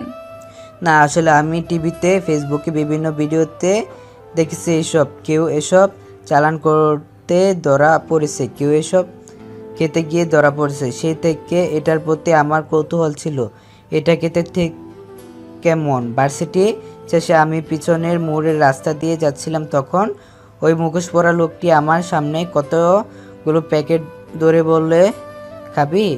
আমি হ্যাঁ বলে দেই। আমার মনে হয়েছিল একবার খেলেই তো কিছু হবে না, টেস্ট করে দেখি না একবার ক্ষতি কি। দীর্ঘশ্বাস ছেড়ে পিসি বলে, আর তাই আপনি সেটা সেবন করলেন? হ্যাঁ, আমিও ভেবেছিলাম একবার খেলে কিছু হবে না, কিন্তু ওটা একবার খেয়ে আমার আরও খেতে ইচ্ছা করেছিল। এইভাবে আস্তে আস্তে একটু একটু করে খেতে খেতে আমার অভ্যেস হয়ে যায়, এটার প্রতি আমার নেশা হয়ে যায়। আমি ইনসুলিন্স এর মাধ্যমেও শরীরে ড্রাগস নিয়েছে, ড্রাগস ইয়াবা সব সেবন করেছি। খুর হেসে নিয়াজ বলে, বাহ, বাংলাদেশের বিখ্যাত নেশাখোর। কৌতূহল নিয়ে টেস্ট করতে গিয়ে একেবারে ডুবে গেলেন, সাথে বাকি বন্ধুদেরও ডুবালেন। তারপর কি বলুন? ওর মুখোশ পরা আগন্তুক আমাকে বলতো, তোমার বন্ধুদের ও এগুলো টেস্ট করিও, দেখবে ওরাও তোমার মতো মজা পাবে। আমিও ওদের জোর করে এগুলো প্রথম খাওয়াই, কিন্তু রাইসুর খেতে চাইতো না। ওকে আমরা জোর করে খাওয়াতাম, আস্তে আস্তে রাইসুরেরও অভ্যাস হয়ে যায়। যখন আমরা সবাই এসব সেবন করতে অভ্যস্ত হয়ে পড়ি, তখনই ওর আগন্তুক আমাদের নেশাদ্রব্যগুলো দেওয়া কমিয়ে দেয়, বলে টাকা দিতে হবে, না হলে ওগুলো আমাদের দেওয়া হবে না। আমাদের মধ্যে সবাই কম বেশি উচ্চবিত্ত পরিবারের সন্তান, তাই আমাদের টাকা দিয়ে কিনে খেতে তেমন সমস্যা হতো না। তবে রাইসুর মধ্যবিত্ত পরিবারের হওয়া ও খেতে পারতো না। পরিবারের রাইসু ও ওর মা ছাড়া কেউ ছিল না। রাইসুর বিভিন্নভাবে ওর মায়ের থেকে টাকা নিয়ে আমার সাহায্য নেশাদ্রব্য কিনতো, তা আমরা সবাই একসাথে আনন্দ করে সেবন করতাম। হাতে তালিতে পিসি বলে, বাহ, আগামীর ভবিষ্যৎ আপনারা, আপনাদের দেখেই তো আগামী প্রজন্ম শিখবে। রাইসুরের দিকে তাকিয়ে বলে, লজ্জা হওয়া উচিত, নিজের মাকে অত্যাচার করে টাকা নিয়ে এসব নেশাদ্রব্য সেবন করেন। আজ এই পর্যন্তই থাক, কাল আবারও আপনাদের জিজ্ঞাসাবাদ করব। এখনো অনেক কিছু জানা বাকি। নিয়াজ ওদের গাড়িতে তোলো, আগের জায়গায় পাঠিয়ে দাও বলে বের হয়ে গেল পিসি। পিসির মুখ কেউ দেখতে পায়নি মাস্ক পরে থাকার কারণে, তবে তার শরীরের গঠন ও চুল দেখে সবাই বুঝে গেছে পিসি একজন মেয়ে, যার সোশ্যাল মিডিয়ায় ধুম ফেলেছে। এত সাহসী অফিসার, তাও মেয়ে, সত্যি প্রশংসা পাওয়ার যোগ্য। মাস্ক পরিহিত পিসি সহ তার টিমের প্রতিটি অফিসারকে টিভিতে দেখাচ্ছে। ফেসবুক, ইনস্টাগ্রাম, সব ইন্টারনেট সংযোগ অ্যাপসে দেখানো হচ্ছে। রাইসুরদেরকেও দেখানো হচ্ছে, যা বাংলাদেশের প্রতিটি মানুষ নিজ নিজ জায়গা থেকে দেখতে পাচ্ছে। কেউ কেউ বলছে এরকম ছেলে মেয়েদের মরে যাওয়া উচিত, আবার কেউ কেউ বলছে অল্প বয়স ভুল করে ফেলেছে, একটা সুযোগ দেওয়া উচিত। কেউ কেউ বলছে মা বাবা শিক্ষা দিতে পারেনি, হয়তো মা বাবাও এমন, তাই সন্তানরাও এমন হয়েছে। এই সমাজ এত নিষ্ঠুর, কেউ একটা ভুল করলে এমন এমন কথা বলবে যা শুনে বিপরীত পাশের মানুষটির বেঁচে থাকার ইচ্ছে মরে যায়। আর কেউ যদি ভালো কাজ করে সেটা নিয়েও সমালোচনা করতে বাদ রাখে না, খুঁজে খুঁজে খুদ বের করবে। এই নাম সমাজ, অথচ এই সমাজটা আমরা মানুষই তৈরি করেছি। এই যে মানুষে মানুষে এত ভেদাভেদ, সেটাও কিন্তু আমরা মানুষই সৃষ্টি করেছি। অথচ এক সৃষ্টিকর্তাই কিন্তু সবাইকে সৃষ্টি করেছেন। ওনার কাছে আমরা সবাই সমান, শুধু আমরা মানুষই ভেদাভেদ, হিংসা, অহংকার, বৈষম্য, বিশৃঙ্খলা, মারামারি, রক্তারক্তি, খুনাখুনি এসব করি, যা মিলে একটি সমাজ তৈরি হয়। এই সমাজের মধ্যেই আমরা মানুষরাই এসব করে বেড়াই। দিন শেষে দোষ হয় এই সন্তানদের, মা বাবাদের, কিন্তু কেউ ভাবে না এসব কিন্তু সবার আগে সমাজের মানুষরাই সৃষ্টি করেছিল। এক প্রজন্ম থেকে আরেক প্রজন্ম শিখে ভুল মানুষ মাত্রই হয়, কেউ দুধে ধোয়া তুলসী পাতা না। যারা মনে করে সে কখনো ভুল করে না, সে কখনো মানুষ হতে পারে না। সকালে উঠে আমি মনে মনেই বলি, সারাদিন আমি যেন ভালো হয়ে চলি। এই কবিতাটি সবাই আওড়িয়েছে, কয়েকজনই বা মান রেখেছে। রাহেলা বেগম জন্মগ্রহণ করেছিলেন এক মধ্যবিত্ত পরিবারে। হয়তো টাকা ততটা ছিল না, তবে সেখানে দুঃখ ছিল না, কষ্টরা ছুতে পারত না। সকালে উঠে মা চুলে 2 বেনি করে দিতেন। বেনি দুলিয়ে দুলে স্কুলের পোশাক পরে গ্রামের কাঁচা রাস্তা ডিঙ্গিয়ে হেঁটে বিদ্যালয়ে যেতেন। শহরের বড় বাবুরা গ্রামে আসতেন বিভিন্ন কাজে, তাদের মধ্যে থেকেই একজনের চোখে পড়েছিল তার উপর, রাকিব হাওলাদার। শহরের ধনী ব্যক্তিদের মধ্যে একজন ছিলেন তিনি। স্কুলের পোশাক পরিহিত রাহেলাকে দেখে মনে প্রথম প্রেমে ফুল ফোটে তার। তখন রাহেলার বয়স ছিল 13 বছর। ধনী ব্যবসায়ী রাকিবের বয়স তখন 26 ছুঁই। রাহেলার থেকে বয়সে প্রায় 14 বছরের বড় ছিলেন রাকিব হাওলাদার। কিন্তু প্রেম কি আর বয়স মানে? রাকিব প্রথম রাহেলার বিষয়ে খোঁজখবর নিলেন। রাহেলার সাথে তার প্রতিদিন দেখা হতো। আস্তে আস্তে ভাব জমাতে থাকেন রাহেলা নামক কিশোরীর সাথে। কিশোরী রাহেলাও রাকিব নামক পুরুষের প্রতি আকৃষ্ট হতে থাকেন। এভাবে কয়েক মাস চলতে চলতে রাকিব ভাবলেন, আর কতদিন এইভাবে থাকবো? যেই বাবা সেই কাজ। চলে গেলেন শহরে। নিজের বাবা মা সবাইকে রাহেলের কথা বলেন, কিন্তু রাকিবের বড়লোক বাবা মা রাজি হলেন না। কোথায় তিনি তার ছেলেকে বড়লোক পরিবারের মেয়ের সাথে বিয়ে দিবেন ভেবে রেখেছেন, আর সেখানে তার ছেলে গ্রামের মধ্যবিত্ত চাষা মেয়েকে বিয়ে করার কথা বলছে। মানলেন না রামিম হাওলাদার। বাবার কথার অবাধ্য হয়ে রাকিব গ্রামে চলে আসেন। কিছু বন্ধুদের নিয়ে রাহেলের বাড়িতে বিয়ের প্রস্তাব দেন। এদিকে এতদিন রাকিবকে না দেখতে পেয়ে ভিতরে ভিতরে ছটফট করছিলেন রাহেলা। রাকিবকে নিজের বাড়িতে দেখে ছুটে এসে সব কিছু ভুলে সবার সামনে জড়িয়ে ধরেছিলেন। পরিস্থিতি বুঝে লজ্জায় আবারও ছেড়ে দিয়েছিলেন। রাহেলের বাবার লজ্জায় মাথা কাটা যাচ্ছিল। শেষে কোনো কিছু না ভেবেই রাজি হয়ে যান রাকিবের প্রস্তাবে। রাহেলা কিছু সময় পেরিয়ে হয়ে যান মিসেস রাকিব হাওলাদার।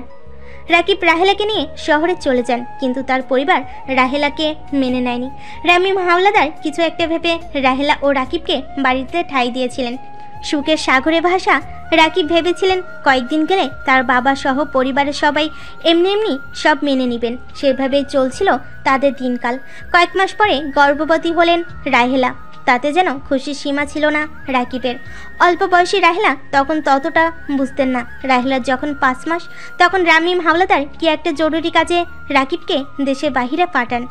রাকিব বাবার কথা ফেলতে না পেরে রাহেলাকে আশ্বাস দিয়ে যান তিনি খুব শীঘ্রই ফিরে আসবেন, কিন্তু রাকিব আর ফিরে আসলেন না। প্রসব যন্ত্রণায় হসপিটালের বেডে কাতরাতে কাতরাতে একবার প্রাণপ্রিয় স্বামীর মুখ দেখতে চেয়েছিলেন, কিন্তু পারেনি। জন্ম দেন ফুটফুটে 2 যমজ সন্তান। 2 ছেলের জননী হন তিনি। রামিম হাওলাদার তখনই যেন নিজের হিংস্রতা প্রকাশের সুযোগ পেলেন। 2 ছেলেকে রেখে রাহেলাকে বাসা থেকে বের করে দিলেন। অল্প বয়সী রাহেলা তখন হতভম্ব দৃষ্টিতে তাকিয়েছিলেন শুধু। অল্প বয়স হলো মা তো পারেনি সন্তানকে ত্যাগ করতে। রাতের আধারে এক সন্তানকে নিয়ে পালিয়ে চলে আসেন, কিন্তু তার আরেক সন্তান, তার কথা তিনি জানেন না। কেমন আছে, কোথায় আছে কিছু জানেন না। রাকিব হাওলাদার কি ফিরে এসেছিলেন সেটাও জানেন না তিনি। রাইসুরকে নিয়ে শুরু করেন নতুন জীবন। মানুষের বাসায় কাজ করে বড় করতে থাকেন রাইসুরকে। পড়াশোনা শেখাতে থাকেন আদরের ছেলেকে। রাইসুরও মা ভক্ত ছিল।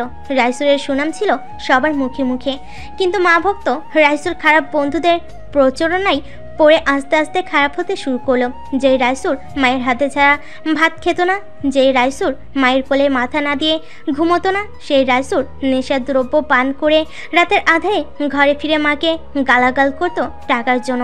যখন টাকার অভাবে নেশার দ্রব্য কিনতে পারতো না, তখন বাসে এসে মাকে মারধর করতো।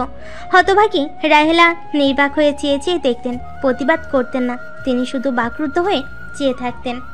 রাহেলার জীবনটা সহজ ছিল না। যখন রইসুরকে নিয়ে হাওলাদার বাড়ি থেকে বের হয়ে এসেছিলেন, নির্জন রাজমাস্তার নরপশুদের কবলে পড়তে হয়েছিল তাকে। সেদিন ভাগ্যের জোরে বেঁচে গিয়েছিলেন। দুধের শিশু রাইসুরকে নিয়ে দৌড়াতে দৌড়াতে কোথায় এসে পড়েছিলেন বুঝতেও পারেনি। রাতের আধারে মানুষের বাসার দরজায় দাঁড়িয়ে আশ্রয় চেয়েছিলেন। প্রচণ্ড ঠান্ডায় রাইসুরের খিঁচুনি শুরু হয়ে গিয়েছিল। অবশেষে এক বৃদ্ধার বাড়িতে আশ্রয় পান। সেই বৃদ্ধা ভিক্ষা করে নিজের দিন চালাতেন। তিনি রাহেলাকে মানুষের বাড়িতে কাজ খুঁজে দেন। যে রাইসুরকে এত কষ্ট করে মানুষ করলেন, সেই রাইসুর নেশার দ্রব্য কেনার জন্য টাকা চাইতো, মায়ের কাছে না পেত, কত অত্যাচার করত। চোখের পানি মুছলেন রাহেলা বেগম। সবার চোখে পানি। পিসি নিজের চোখের কোণের পানি সবার আড়ালে মুছে নিলেন। রাহেলা বেগম পিসির পায়ের কাছে বসে বলতে লাগলেন, মাগো, আমার মানিকরে ভালো হওয়ার একটা সুযোগ দাও। আমি তোমাকে হয়তো তখন অনেক মন্দ কথা বলেছিলাম, তুমি কিছু মনে করো না মা। আমি সারা জীবন তোমার গোলাম হয়ে থাকবো মা, তবুও আমার রাইসুরে আমার বুকে ফিরাইয়া দাও। রাহেলা বেগমের 2 হাত ধরে টেনে তুললেন পিসি। চোখের পানি মুছিয়ে দিয়ে বলল, আপনি চিন্তা করবেন না, আমি আপনাকে কথা দিচ্ছি, যারা এই সমাজের ছেলে মেয়েদের নেশাদ্রব্য দিয়ে নেশাগ্রস্ত করছে, মাদকাসক্ত করছে, তাদের খুঁজে বের করব। কারো রেহাই নেই, কেউ পার পাবে না। আমি পূরবী শেখ আপনাকে কথা দিলাম। পূর্বী নিজের মুখের মাস্ক খুলে দিল। রাহেলা বেগম চুমু আঁকেন পূর্বীর কপালে। পূর্বী রাহেলা বেগমের দোয়া নিয়ে আবার মাস্ক পরে বেরিয়ে গেল, সাথে তার টিমের সব অফিসার। রাহেলা বেগম চোখের পানি মুছলেন, আল্লাহর কাছে প্রার্থনা করতে আবার বসে পড়লেন সিজদায়। বন্ধুদের সাথে আড্ডা দেওয়ার জন্য বাসা থেকে বের হয়েছিল রূপক। মাঝ রাস্তায় বাইক থেমে যায়। রূপকের মনে আছে সে আসার সময় বাইক ফুল করে এনেছে। কী কারণে থেমে গেল দেখার জন্য রূপক বাইক থেকে নেমে চেক করতে থাকে। চেক করতে দেখে তার পেট্রোল শেষ। আশ্চর্য হলো রূপক, এটা কি করে সম্ভব? ভাবনায় মশগুল থাকা রূপককে আচমকা পেছন থেকে কেউ মুখ চেপে ধরলো। কিছু বুঝে ওঠার আগেই ঢলে পড়ল রূপক। সামনে দাঁড়ানো ব্যক্তিটি রূপককে বাহুতে আগলে নেয়। নিয়াজের দিকে তাকিয়ে বাঁকা হাসে সিয়াম। দুজনে মিলে রূপককে গাড়িতে তুলে নিয়াজ ফোন বের করে পূর্বীর নাম্বারে ডায়াল করে। ওপাশ থেকে পূর্বী বলে, কাজ হয়েছে? হ্যাঁ ম্যাম, গাড়িতে তুলেছি। ঠোঁট বাঁকিয়ে হেসে পূর্বী বলে, গোপন আস্তানায় নিয়ে আসো, কুইক।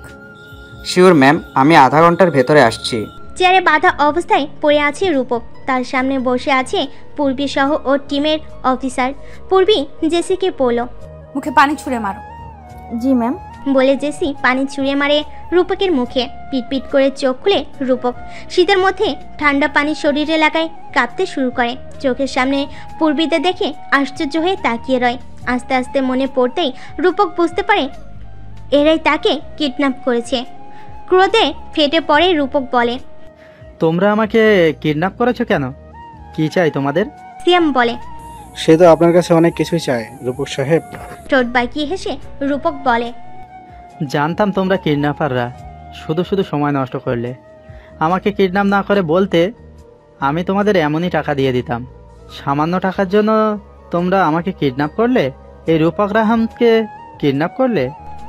জেসি বলে, শুধু রূপক রহমান, আর কিছু নেই? বুড়ো কুচকে রূপক বলে, আছে, রূপক হাওলাদার রায়হান। আপনার বাবার নাম কি?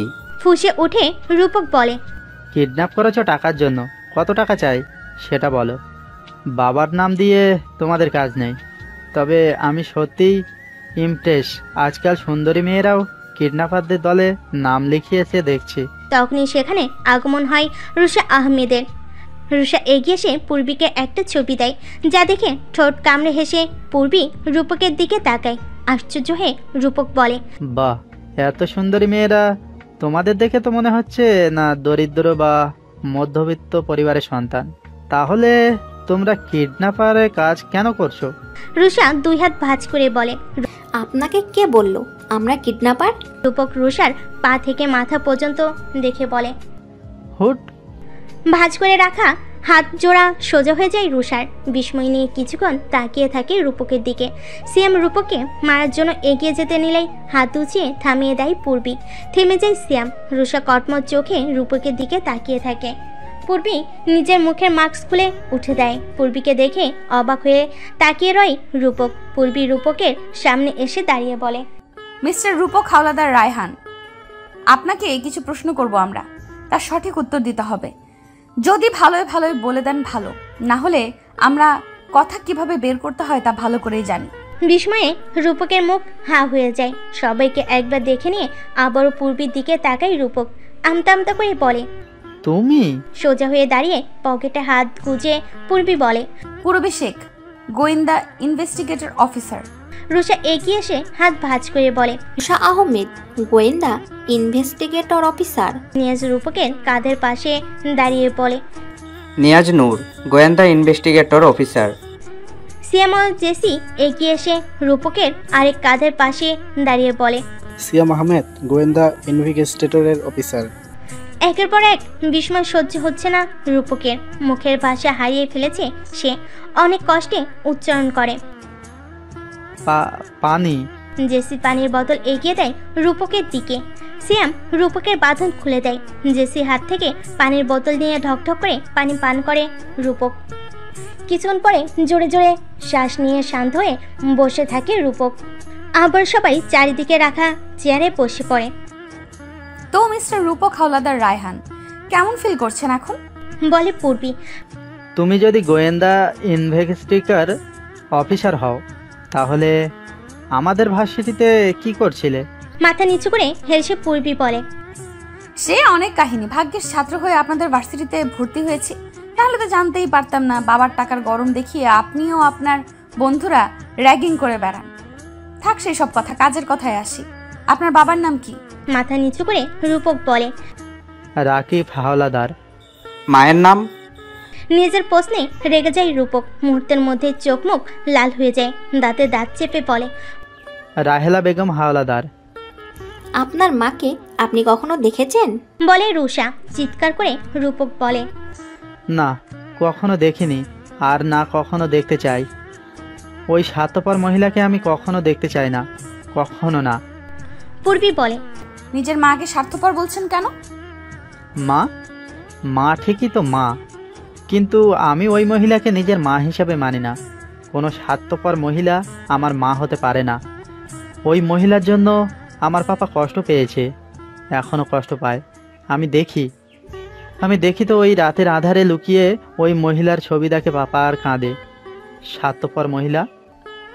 আপনি বারবার নিজের মাকে স্বার্থপর মহিলা কেন বলছেন মিস্টার রূপক? বলে রুষা। সেটা আপনাদের বলতে আমি বাধ্য নই।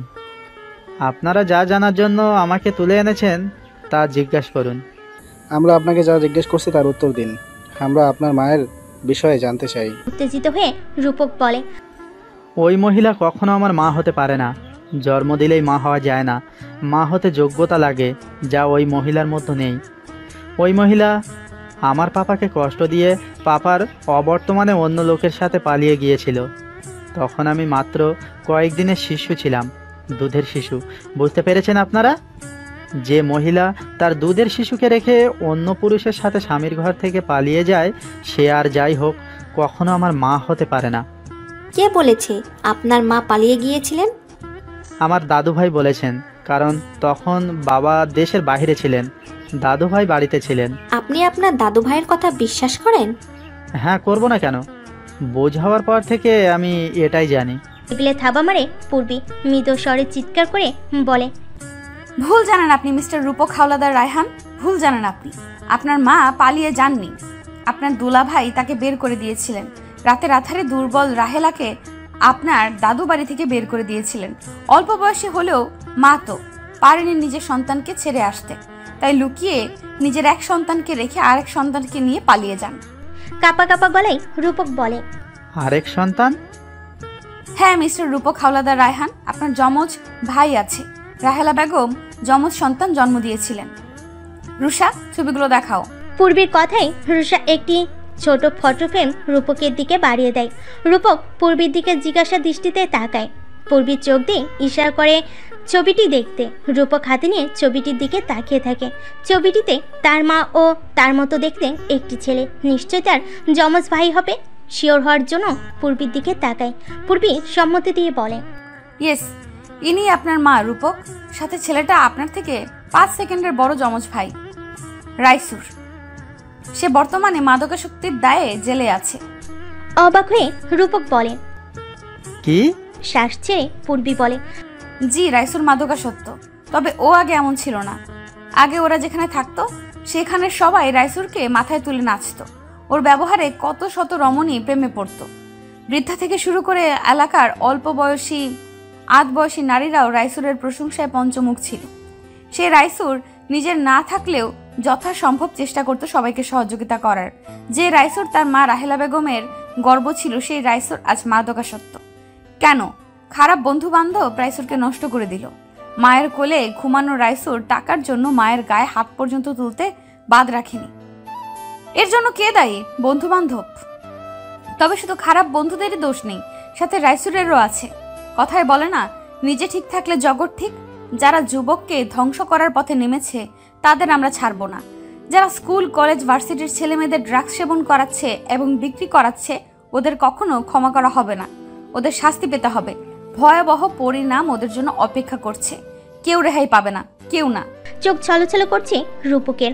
মা ভাইয়ের অবস্থার কথা ভেবে কান্না পাচ্ছে। কাপা কাপা কণ্ঠে রূপক বলে, আমি কি আমার মা ও ভাইয়ের সাথে দেখা করতে পারবো পূরবী? ইয়েস, কেন নয়? তবে আমাদের আপনার সাহায্য করতে হবে। এই মুহূর্তে আপনি আমাদের সাহায্য করতে পারেন। কি সাহায্য বলুন, আমি আমার সবটুকু দিয়ে চেষ্টা করব। আপনাকে ভার্সিটির আশেপাশে রাস্তাঘাটে খেয়াল রাখতে হবে, কে বা কারা এইসব সেবন করছে।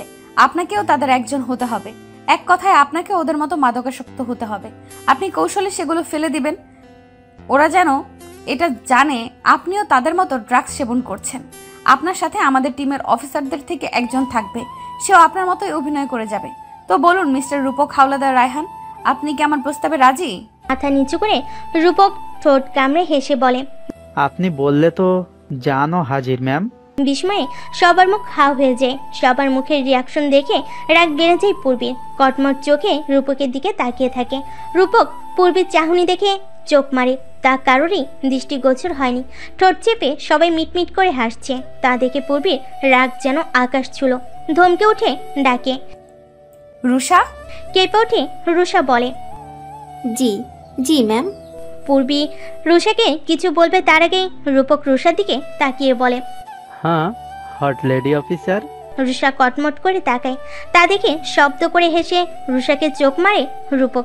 সবার বুঝতে বাকি থাকে না, রূপক ফ্ল্যাট করছে, আইনের অফিসারদের সাথে ফ্ল্যাট করছে। এই ছেলের সাহস আছে বলতে হবে। মিস্টার রূপক, আপনি কি কাজ করতে রাজি? আমি রাজি। এখন প্লিজ আমার মা ও ভাইয়ের সাথে দেখা করানোর ব্যবস্থা করুন। পূর্বী মাস্ক পরে নেয়। রূপককে নিয়ে সবাই গাড়ি নিয়ে বেরিয়ে পড়ে রাহিলা বেগমের বাড়ির উদ্দেশ্যে। আধা ঘন্টার ভিতরে পৌঁছে যায় তারা। টিন ও ইটের তৈরি সাধারণ একটি বাড়িতে রাহেলা ও রাইসুদ থাকতেন। দরজার সামনে সবাই গিয়ে দাঁড়ায়। আশেপাশের অনেকেই উচ্ছ্বাস নিয়ে তাকিয়ে আছে রূপকের মুখে। মাস্ক থাকায় কেউ দেখতে পাচ্ছে না, না হলে সবাই রূপককে রাইসুর ভেবে ভুল করত। রাহেলা বেগমের দিন জায়নামাজে বসে কাটে, ইচ্ছে হলে খান, না হলে খান না। দরজায় টোকা দেওয়ার শব্দে উঠে দেন, চোখের পানি মুছে দরজা খুলে দেন। সবাই ভিতরে ঢুকে। রাহেলা বেগম প্লাস্টিকের চেয়ার এগিয়ে দেন বসার জন্য, কিন্তু কেউ বসেনি। সবাই এক কোণে দাঁড়িয়ে থাকে। পূর্বী রূপককে ইশারা করে। রূপক আস্তে আস্তে রাহেলা বেগমের দিকে এগিয়ে আসে। দুই হাত দিয়ে রাহেলা বেগমের মুখ ধরে কিছুক্ষণ তাকিয়ে থাকে। রাহেলা বেগম কিছুই বুঝতে পারছেন না, তবে উনি ভিতর থেকে কেমন একটা টান অনুভব করছেন। এটা কিসের টান? মাতৃত্বের টান, যা না চাইতেও হচ্ছে, কিন্তু রাহিলা বেগম বুঝতে পারছেন না। কণ্ঠরোধ হয়ে আসছে রূপকের, অনেক কষ্টে উচ্চারণ করে, মা। গলার স্বর শুনে রাহিলা বেগম ভাবেন এটা বুঝি তার রাইসুর। রূপক মুখের মাস্ক খোলার পরে আরও নিশ্চিত হন। রূপকের মুখে হাতে বুলিয়ে বলেন, আমার রাইসুর। ঠোঁট কামড়ে কান্না আটকে রূপক বলে, মা, আমি রাইসুর না মা, আমি রূপক। আমি তোমার আরেকটা ছেলে, রাইসুর ভাইয়ের যমজ ভাই। চমকে যান রাহিলা বেগম।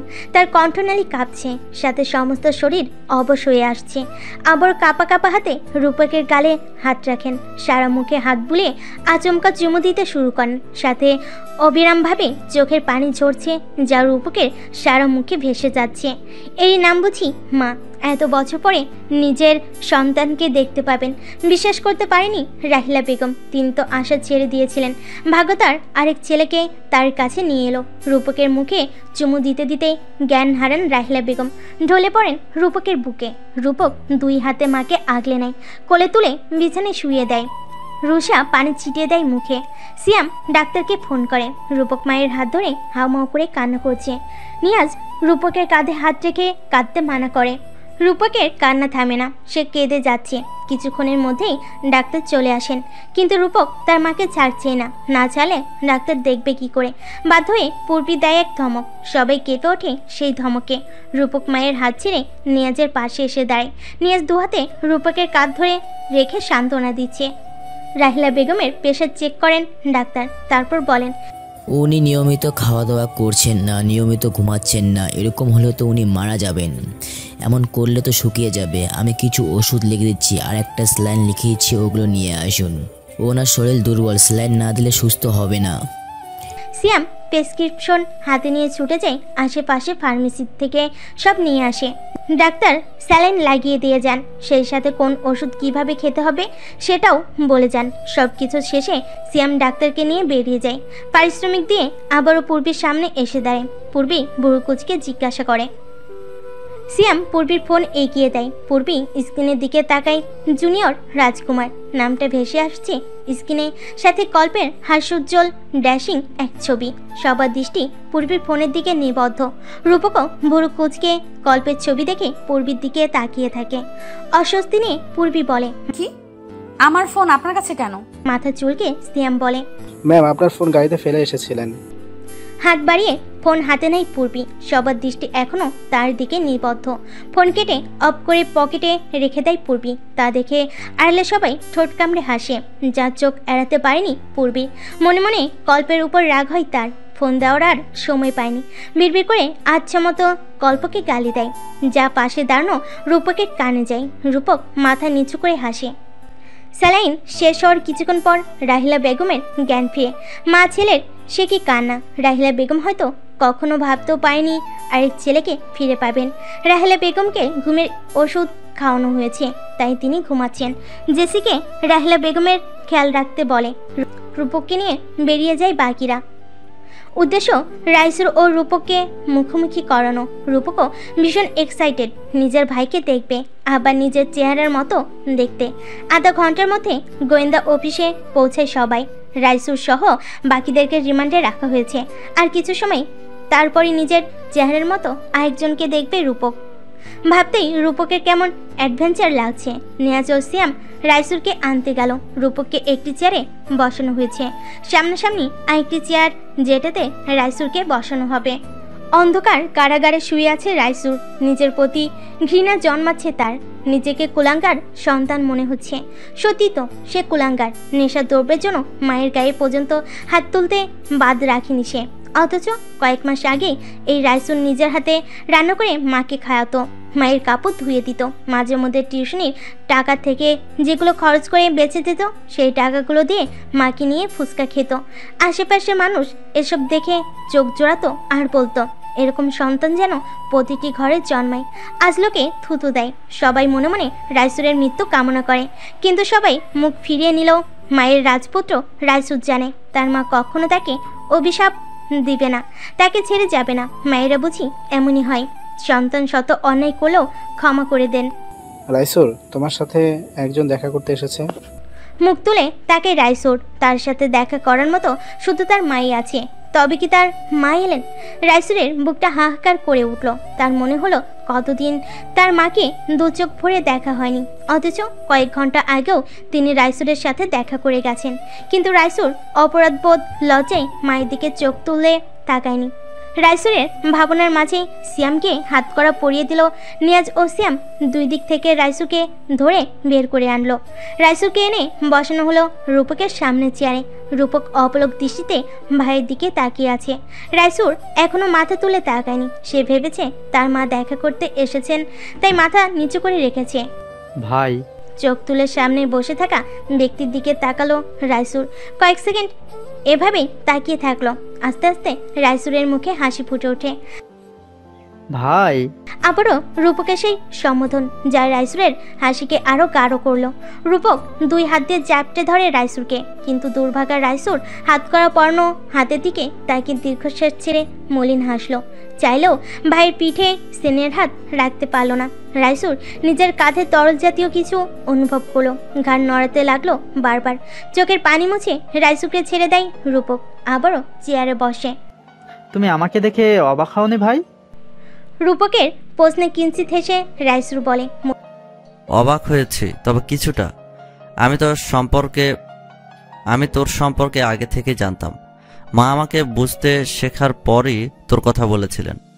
কিভাবে তোর থেকে আমরা আলাদা হলাম সব। আমি তোকে ভার্সিটির পাশেও কয়েকবার দেখেছি। ভাবছিলাম তোর পিছু নেব, তোকে সব বলে মায়ের কাছে নিয়ে আসবো, কিন্তু মলিন হেসে রাইসুর বলে, তার আগেই তো আমি খারাপ হয়ে গেলাম। বাজে আড্ডা, বাজে বন্ধু, বাজে নেশায় জড়িয়ে গেলাম। রূপক রাইসুরের দুই কাঁধে হাত রেখে বলল, তুমি চিন্তা করো না ভাই, খুব শীঘ্রই তোমাকে মুক্ত করে নিয়ে যাব। যে বা যারা তোমাকে এই পথে নিয়ে এসেছিল, এই সব কিছুর মূলে যারা, তাদেরকে আমি কাউকে ছাড়ব না। আমি কাল থেকে এই অফিসারদের কথা মতো কাজ করা শুরু করব।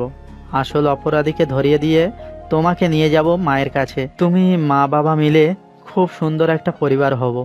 বাবা বাবা তোমাদের কথা জানতে পারলে যে কত খুশি হবে তা বলার মতো না। কিন্তু আমি বাবাকে এখনো কিছুই বলবো না। আগে তোমাকে মুক্ত করব, তারপর বাবাকে জানাবো। ওই রামিম হালদারকেও আমি ছাড়বো না। ওই ব্যক্তির জন্য আজ আমরা আলাদা। যদি সেদিন মাকে বাড়ি থেকে বের করে না দিত, তাহলে আজ আমরা সুখী পরিবার হতাম না। তুমি এসব বাজে নেশায় জড়াতে না, আমাদের মাকে এত কষ্ট সহ্য করতে হতো। চোখ দিয়ে জল গড়িয়ে পড়ছে রাইসুরের। কথা বলতে বলতে রূপকেরও চোখ দিয়ে পানি গড়িয়ে পড়ছে। ভাইয়ে ভাইয়ের সন্ধি হচ্ছে তা দেখছে গোটা গোয়েন্দা পুলিশ উপস্থিত সবাই। ভাইয়ে ভাইয়ে সন্ধি হচ্ছে তা দেখছে গোটা গোয়েন্দা অফিসে উপস্থিত সবাই। রূপক আবারও তার মায়ের কাছে চলে গেছে। মাকে ছাড়া এখন সে থাকতেই পারবে না। যাওয়ার আগে পূর্বী বলেছে ভার্সিটির কেউ যেন তার আসল পরিচয় না জানে। রূপক নিশ্চিত করেছে সে কখনোই পূর্বীর আসল পরিচয় কাউকে বলবে না। রাত আনুমানিক 9টার কাছাকাছি হবে। সারাদিনের ক্লান্তিতে চোখ বুজে আসছে পূর্বীর। ল্যাপটপ বন্ধ করে বিছানায় শরীর এলিয়ে দিল। তখনই তার ফোন বিকট শব্দে বেজে ওঠে। আশঙ্কিক শব্দের কারণে পূর্বী ভরকে যায়। ঘুম ছুটে পালায় তার। ফোন হাতে নিয়ে স্ক্রিনের দিকে তাকিয়ে মুচকি হাসলো। ও হ্যালো। পাশ থেকে কোনো উত্তর এলো না, শুধু শ্বাস প্রশ্বাসের শব্দ শোনা যাচ্ছে। পূর্বী কিঞ্চিত হেসে বলল, কথা বলবে না?